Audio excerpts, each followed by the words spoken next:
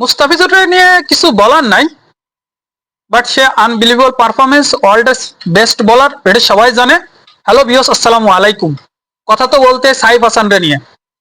সাইফ হাসানের পারফরমেন্স দেখছেন, বিসিবি তারে ভাইস ক্যাপ্টেন বানাইছে। আর যখন বিসিবি তারে ভাইস ক্যাপ্টেন বানাইছে তখন তো সাইফ হাসানের লাইফ খতম।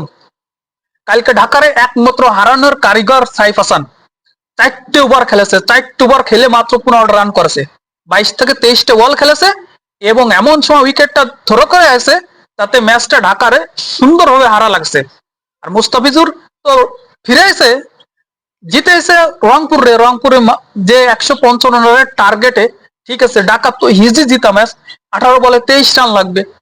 সেই সময় মুস্তাফিজুর এসে যে মনে করো যে 18 ওভারের সময় এসে 3-4 রান দিয়ে গেছে, দিয়ে যে মনে করো যে ডট ডট করে দিয়ে চলে গেছে। এরপরে লাগবে 2 ওভারে 23 রান। যখন 2 ওভারে 23 রান লাগবে তখন তো বাস ভাবতে পারছে এবার তো রংপুরের জিতার সময় গেছে।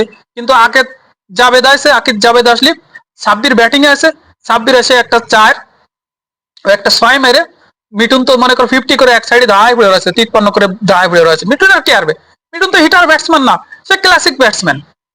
সাব্বির হিটার ব্যাটসম্যান, সাব্বির মারেছে, মায়ের লাস্টে বলে একটা 6 মারছে আকিব জাবেদ রে, তাদের কোচ তো গালাগালি শুরু করে দিয়েছে। লাস্টে বলে 10 রান লাগবে, ইকোনমি আপনার সবাই জানেন মুস্তাফিজুর বোলিং।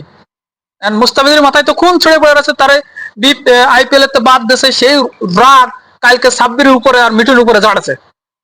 যে ইয়র্কার দিয়েছে সাব্বির তো মানে খালি ঠেকায় উইকেটটা বাঁচাইছে। 6টা বল করে 4টে রান দিয়েছে, 2টে বলে ডট, 5 রানে জিতেছে রংপুর।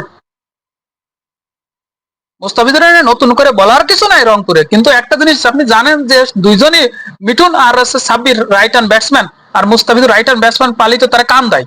যদি একটা লেফট হ্যান্ড ব্যাটসম্যান থাকতো তানজিম তামিমের মতো, হয়তো ম্যাচটা কালকে ঢাকা জিতে যেতে হতো। কিন্তু ওই জায়গায় 2টাই রাইট হ্যান্ড ব্যাটসম্যান হয়ে গেছে, আর মুস্তাফিজুর কাছে রাইট হ্যান্ড ব্যাটসম্যান হওয়া যার মানে সোলো বল দেবে, বাউন্স দেবে, একটা ইয়র্কা দেবে, ব্যাস আপনি বলে ব্যাটে আর সংযোগ করতে পারবেন না, ম্যাচ আপনার হাতে।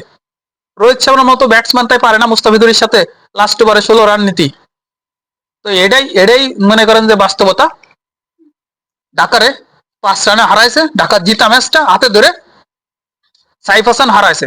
সাইফ হাসানের যে বাজে ফর্ম, এই ফর্মের একমাত্র কারিগর বিসিবি।